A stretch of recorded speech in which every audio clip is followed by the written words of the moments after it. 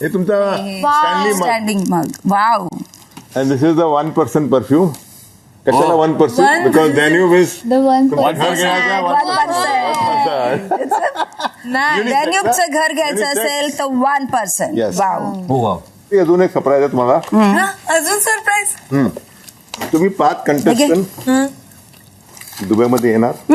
Big boss Marathi 6च्या फिनालेमध्ये Rizwan सागर यांची entry झाली आहे. एवढंच नव्हे तर त्यांनी कंटेस्टंटसाठी काही गिफ्ट आणि वाउचर देखील आणले आहेत.